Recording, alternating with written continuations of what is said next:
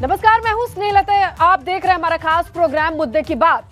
और आज बात डूबते जहाज की। क्यों करूं सवारी?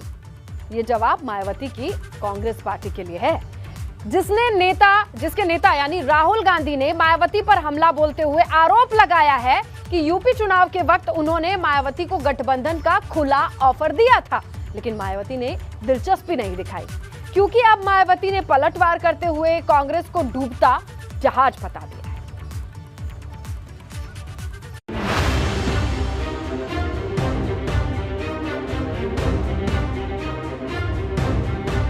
मायावती और राहुल में वार पलटवार, सियासत का धुआंधार प्रहार। गठबंधन से दूरी, वक्त की मजबूरी। बसपा और कांग्रेस दो ऐसे राजनीतिक दल जिन्होंने उत्तर प्रदेश की सियासत में सबसे ज्यादा बार सरकारें चलाई। मायावती यूपी की इकलौती ऐसी नेता हैं जो 4 बार लखनऊ के सिंहासन पर काबिज हुई, लेकिन मौजूदा वक्त में कांग्रेस और मायावती दोनों ही हाशिए पर हैं। जहां कांग्रेस 1989 के बाद से वनवास पर है, वहीं मायावती 2007 में आखिरी बार सूबे की मुखिया बनी। लेकिन जिस तरह से गठबंधन को लेकर राहुल गांधी ने मायावती पर हमला बोला और जिस तरह से मायावती ने राहुल पर पलटवार किया, उससे सूबे की सियासत गर्मा गई है। तो पेगासस, सीबीआई, ईडी ये पॉलिटिकल सिस्टम को कंट्रोल करते हैं। कोई राजनेता, जैसे आपने देखा होगा मायावती जी ने चुनाव ही नहीं लड़ा। हमने मायावती जी को मैसेज दिया, अलायंस करिए, चीफ मिनिस्टर बनिए, बात तक नहीं की। कल कांग्रेस पार्टी के पूर्व अध्यक्ष श्री राहुल गांधी ने हमारी पार्टी व खासकर पार्टी की मुखिया को लेकर जो कुछ टीका टिप्पणी की है, तो उससे इस पार्टी की विशेषकर दलितों व अन्य उपेक्षित वर्गों के साथ साथ बीएसपी के प्रति भी हीन व जातिवादी मानसिकता।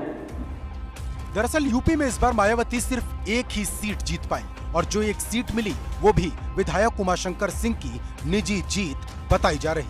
मतलब उसमें मायावती का बहुत ज्यादा योगदान नहीं, क्योंकि बसपा ने यूपी की सभी 403 सीट पर उम्मीदवार उतारे, जिसमें से उसके 290 उम्मीदवारों की जमानत जब्त हो गई। इतना ही नहीं, जिस दलित वोट को मायावती अपनी ताकत बताती थी, वो भी उनसे छिटक गया। इसे इस बात से समझ सकते हैं कि 2017 में बसपा का वोट प्रतिशत 22 के करीब था, जो 2022 में सिर्फ 12.88% पर आ गया। यानी 10% वोट उसे हटकर भाजपा की तरफ चले गए।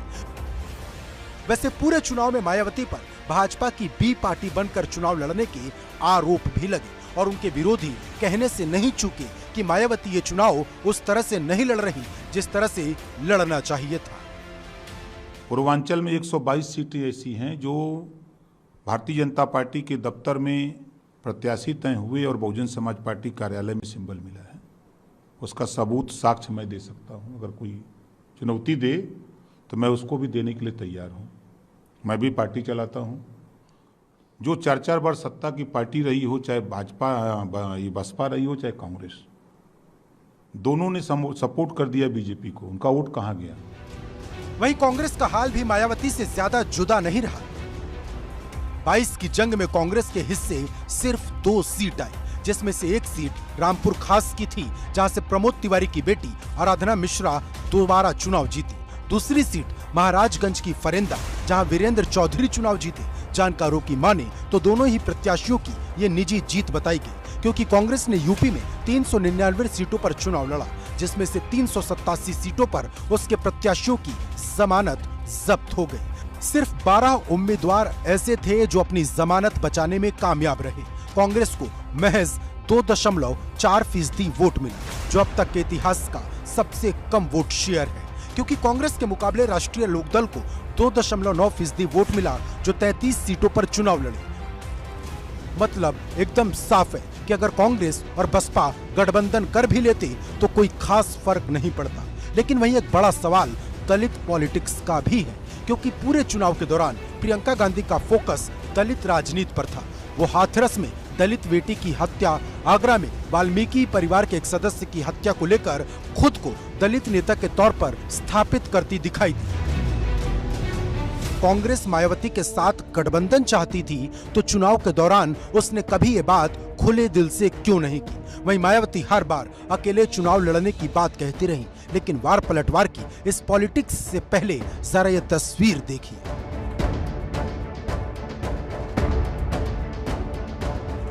ये तस्वीर 2018 की है, जब कर्नाटक में कुमारस्वामी के शपथ ग्रहण समारोह में पूरा विपक्ष इकट्ठा हुआ था, लेकिन निगाहें टिकी थी मायावती और सोनिया गांधी पर, जो पूरे वक्त एक दूसरे का हाथ पकड़े नजर आई। तब राजनीतिक गलियारों में इस तस्वीर को लेकर खूब चर्चा हुई। राजनीति के जानकारों ने तो इस तस्वीर के मायने निकालकर 2019 के भविष्य की पटकथा तक लिख दी थी, लेकिन चर्चा सिर्फ चर्चा बनकर रह गई, क्योंकि 2019 में जब लोकसभा का चुनाव हुआ तब अखिलेश यादव ने मायावती से हाथ मिला लिया। इस गठबंधन में रालोद को भी शामिल किया गया, लेकिन कांग्रेस से किसी ने पूछा तक नहीं। और जिस तरह से राहुल गांधी ने आरोप लगाए कि उन्होंने मायावती को यूपी चुनाव से पहले खुला ऑफर दिया था, लेकिन मायावती ने भाव नहीं दिया, तो क्या मान लिया जाए क्षेत्रीय दल कांग्रेस से दूर हो रहे हैं और वो उसके साथ गठबंधन तक में शामिल नहीं होना चाहते? Bureau report, ABP Ganga. अब बात आजम खान के कुनबे से अखिलेश पर निशाना, क्योंकि जिस रामपुर से समाजवादी पार्टी का अभेद्य किला जिसे माना जाता है सीटें आती हैं, उसी रामपुर से आजम खान के मीडिया प्रभारी फसाहत खान उर्फ शानू ने अखिलेश पर तीखा हमला बोला है और कहा है कि अखिलेश नहीं चाहते कि आजम खान जेल से बाहर आए। आजम खान के मीडिया प्रभारी के इस हमले से सूबे की राजनीति गर्मा गई है, क्योंकि अब ये आरोप जो है विरोधी लगाते आए, कहा जाता था दबे आवाजों में, लेकिन अब आजम खान के कुनबे से भी यही सुर सुनाई दे रहा है। आजम खान के कुनबे से अखिलेश पर पलटवार। सीएम योगी के बयान को बनाया निशाने का हथियार। देखिए, आजम खान बाहर आए ये तो अखिलेश जी भी नहीं चाहते, क्योंकि अखिलेश जी की कुर्सी खतरे में पड़ जाएगी, तो स्वयं ही नहीं चाहते। उनसे पूछो ईमानदारी से क्या है। चाचा शिवपाल यादव की अखिलेश से नाराजगी की अटकलें जब आसमान पर हैं, ठीक तभी समाजवादी पार्टी के भीतर आजम खान के करीबियों की तरफ से अखिलेश यादव पर सीधा हमला बोला जाने लगा है।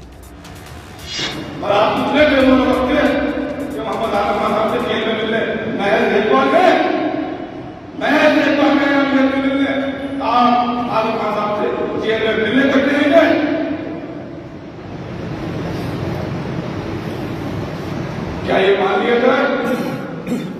उत्तर प्रदेश के मुख्यमंत्री योगी आदित्यनाथ ने जो कहा है कि अखिलेश यादव जी आप नहीं जानते कि आजम खान कैसे बाहर, क्या ये मान लिया जाए? खबर रामपुर से आई है, जहां आजम खान के मीडिया प्रभारी फसाहत खान और शानू ने सपा अध्यक्ष अखिलेश यादव पर ही सीधे निशाना साधा है। फसाहत खान ने सपा के बैनर तले ये बातें कही। फसाहत खान के आरोपों में सबसे चौंकाने वाली बात यह है कि उन्होंने सीएम योगी के उस बयान को सही ठहराया है, जिसमें मुख्यमंत्री ने कहा था कि अखिलेश यादव नहीं चाहते कि आजम खान जेल से बाहर आए।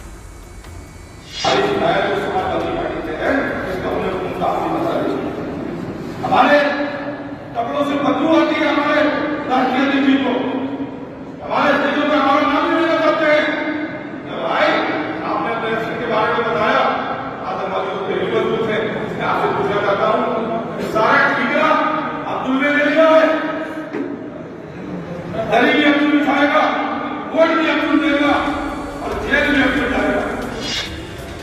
आजम खान के करीबी फसाहत खान ने जिस मीटिंग में ये बात कही, उसमें सपा के रामपुर के कई नेता मौजूद थे।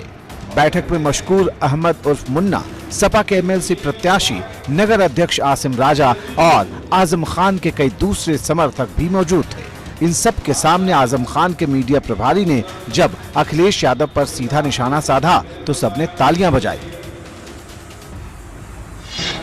कोरोना का टीका आजम खान साहब ने इसलिए लगवाया, समाजवादी पार्टी के राष्ट्रीय अध्यक्ष अखिलेश यादव जी ने कहा था कि मैं कोरोना का टीका नहीं लगाऊंगा, नतीजा ये हुआ कि मौत के मुंह में चले गए आजम खान साहब। मुन्ना भाई ने बताया। इस बयान से साफ है कि रामपुर में समाजवादी पार्टी के भीतर खास तौर पर आजम खान के समर्थकों के बीच सब ठीक नहीं। बगावत की चिंगारी जब आजम खान के खेमे से ही सामने आने लगे तो बात और भी बड़ी हो जाती है। रामपुर से उबैदुर रहमान के साथ ब्यूरो रिपोर्ट, एबीपी गंगा। अब बात गोरखपुर के आरोपी मुर्तजा अहमद अब्बासी की, जिस पर यूएपीए के तहत कानून का डंडा चलने की तैयारी चल रही है, क्योंकि कल मुर्तजा की रिमांड खत्म हो रही है। अब यूपी एटीएस की कोशिश यही है कि मुर्तजा की रिमांड को बढ़ा करके मुर्तजा और उसके मददगारों पर शिकंजा कसा जाए।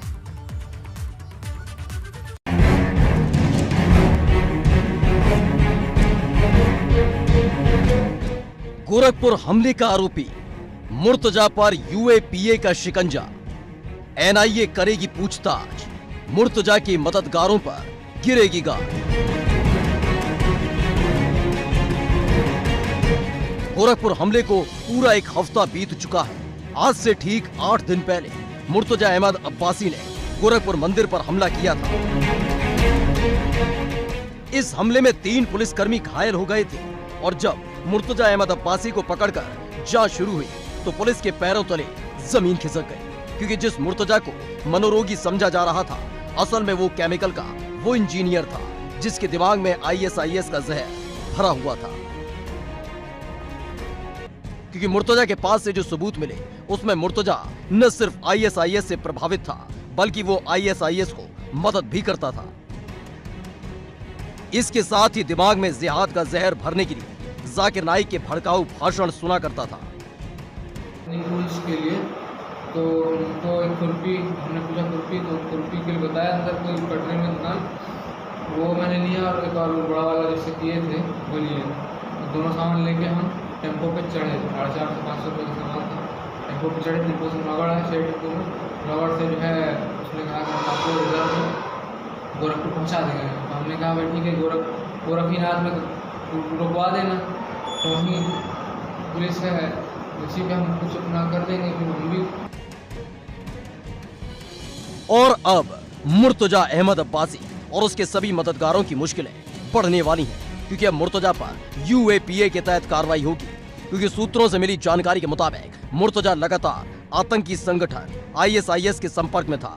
यही वजह है कि अब गोरखपुर हमले में एनआईए की एंट्री होने वाली है। जानकारी के मुताबिक जल्द एनआईए पूछताछ शुरू करेगी, लेकिन उससे पहले एटीएस की नजर मुर्तजा की रिमांड बढ़ाने पर है, जो सोमवार को खत्म हो रही है। वहीं एटीएस और दूसरी सुरक्षा एजेंसियां उसकी हर गतिविधियों की मैपिंग में जुटी है। जांच एजेंसियां 8 जिलों से 15 लोगों को हिरासत में लेकर पूछताछ कर चुकी हैं। Bureau report, ABP Ganga. नहीं मिला न्याय तो मजहब को बाय बाय, क्योंकि मुरादाबाद में ओवैसी के नेता ने सीएम योगी से इंसाफ की गुहार लगाई है और खुद पर हो रहे जुल्मों को बयां करते हुए कहा कि अगर उन्हें इंसाफ नहीं मिला तो वो धर्म बदल देंगे। आखिर क्या है दंपत्ति के आरोप, क्यों ये धर्म परिवर्तन की बात कह रहे हैं, देखिए इस रिपोर्ट।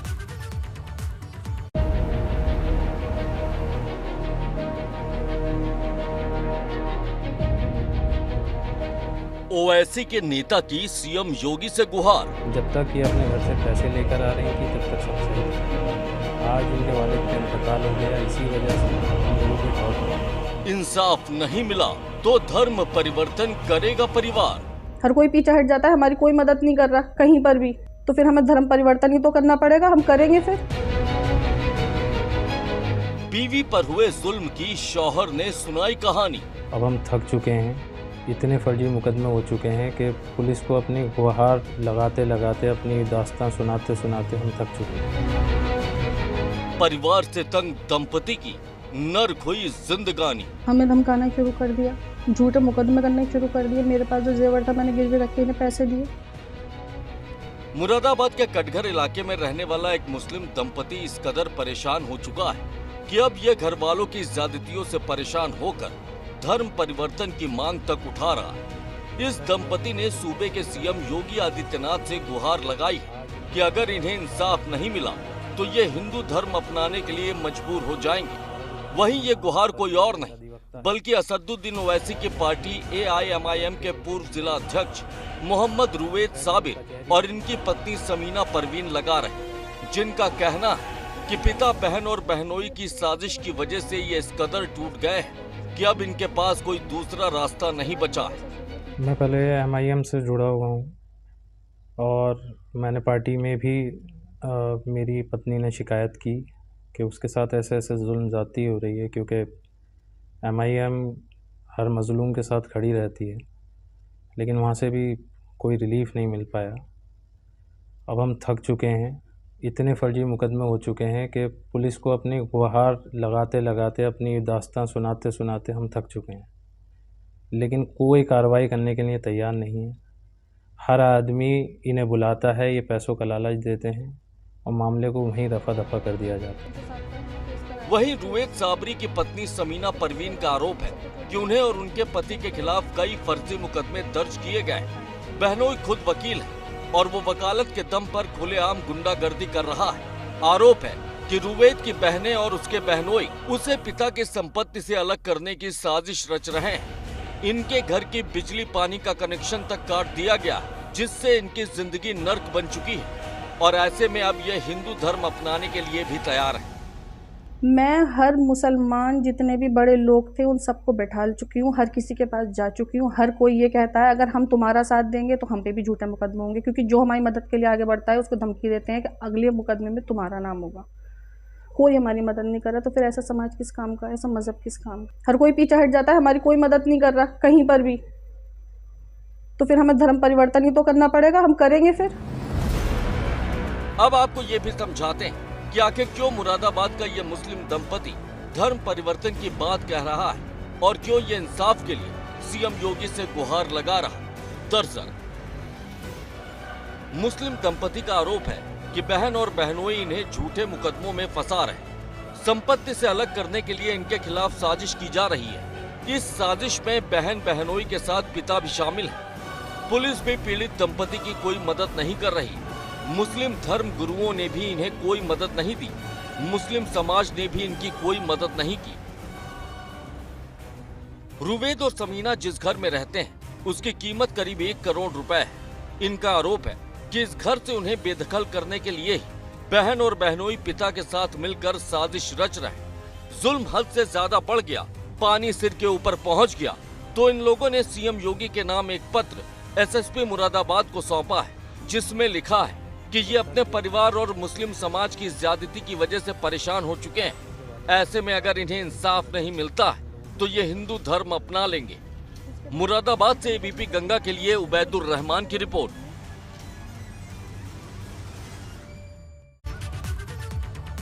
अभिभावकों की क्यों बढ़ी फीस? क्योंकि एक तरफ महंगाई का बोझ है, दूसरी तरफ स्कूलों की मनमानी है, जिसका लाइसेंस अब निजी स्कूलों को भी मिल चुका है, क्योंकि सरकार ने महामारी एक्ट हटाकर स्कूलों को फीस बढ़ाने का आदेश दे दिया है, जिससे अभिभावकों की टेंशन जरूर बढ़ी है कि वो घर चलाएं या बच्चों की फीस भरें।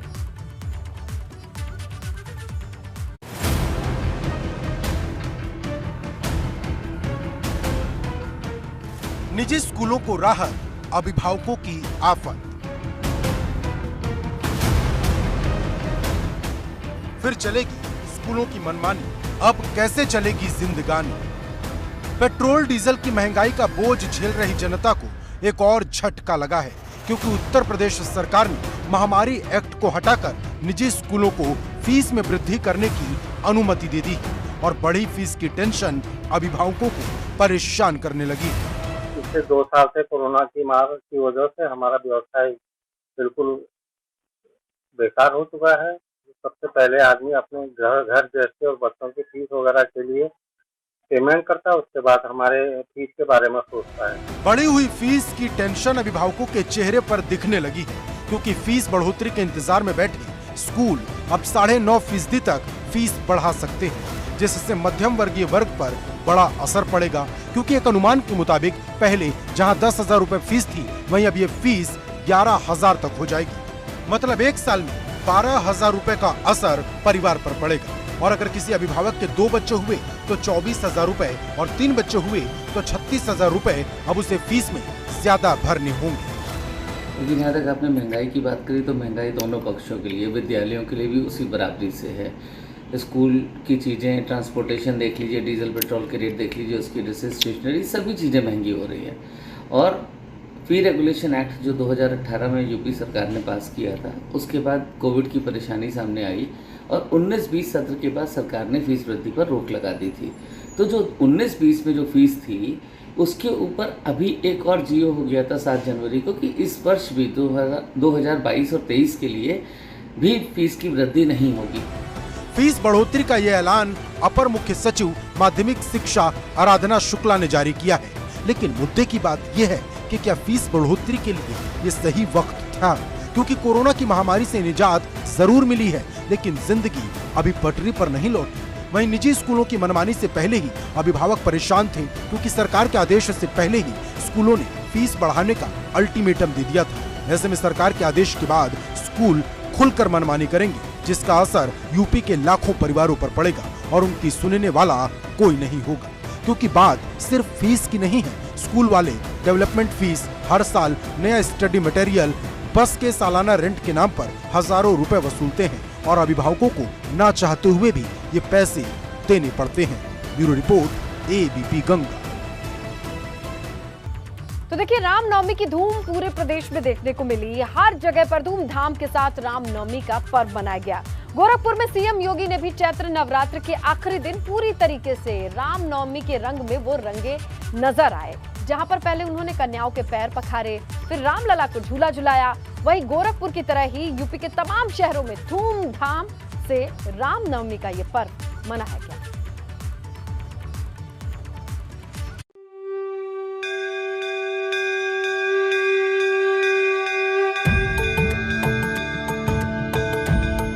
रामनवमी के मौके पर पूरा प्रदेश राम भक्ति के रंग में सराबोर नजर आया। चैत्र नवरात्र के आखिरी दिन मनाए जाने वाले पर्व रामनवमी के मौके पर राम भक्त खासा जोश में दिखाई दिए और रामनवमी की सबसे ज्यादा धूम सीएम सिटी गोरखपुर में दिखाई दी, जहां पर गोरखनाथ मंदिर में मौजूद शक्तिपीठ में सीएम योगी ने विधि विधान के साथ मां गौरी की पूजा अर्चना की और हवन अनुष्ठान के बाद कन्याओं के पैर पखार कर उन्हें भोजन कराया। इस दौरान सीएम योगी ने कहा कि लोगों को भगवान श्री राम के बताए रास्ते पर चलना चाहिए और मां दुर्गा की शक्ति की प्रतीक कन्याओं की सुरक्षा का संकल्प भी लेना चाहिए। पूरे समाज को मर्यादा के मार्ग पर लेकर के मानवीय जीवन मूल्यों को उच्च आदर्शों के साथ जोड़ने वाले मर्यादा पुरुषोत्तम भगवान श्री राम का पावन जन्मोत्सव का कार्यक्रम भी पूरे देश और दुनिया में जहां कहीं भी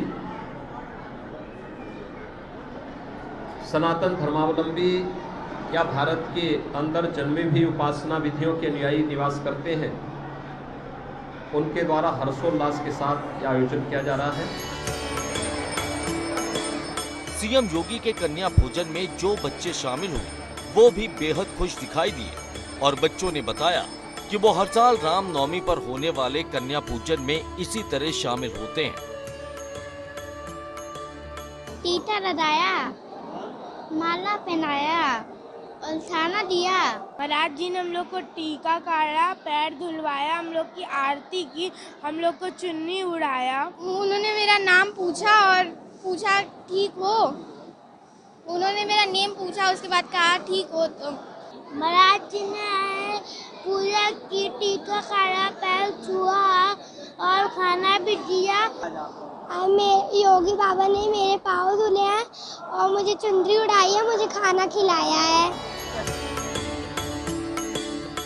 कन्या पूजन के बाद सीएम योगी रामनवमी के लिए आयोजित कार्यक्रम में भी शिरकत करने पहुंचे, जहां पर उन्होंने साधु संतों के साथ रामलला को झूला झुलाया और भगवान राम के जन्मदिन पर मनाए जाने वाले रामनवमी के पर्व की बधाई सभी को दी। रामलला के जन्मदिन की धूम उनकी नगरी अयोध्या में भी देखने को मिली, जहां पर दोपहर 12 बजे भगवान श्री राम का जन्मदिन धूमधाम के साथ मनाया गया। अयोध्या में पहले भगवान राम को दूध और इत्र से स्नान कराया गया। इसके बाद रामलला के लिए 56 व्यंजनों का भोग लगा और फिर उनकी आरती उतारी गई।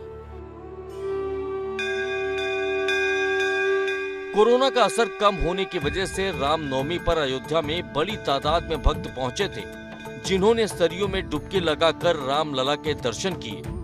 वाराणसी में रामनवमी के पर्व पर सौहार्द की खूबसूरत तस्वीर देखने को मिली, जहां पर मुस्लिम महिलाओं ने भगवान श्री राम की आरती उतारी और सबको एकता का संदेश दिया। चैत्र नवरात्र के आखिरी दिन रामनवमी के पर्व पर मुस्लिम महिलाओं ने जिस तरह से भगवान राम की आरती उतारी, उससे सभी लोग बेहद खुश दिखाई दिए।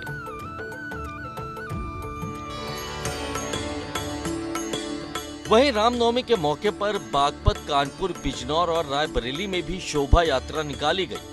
साथ ही रामनवमी के पर्व को धूमधाम के साथ मनाया गया।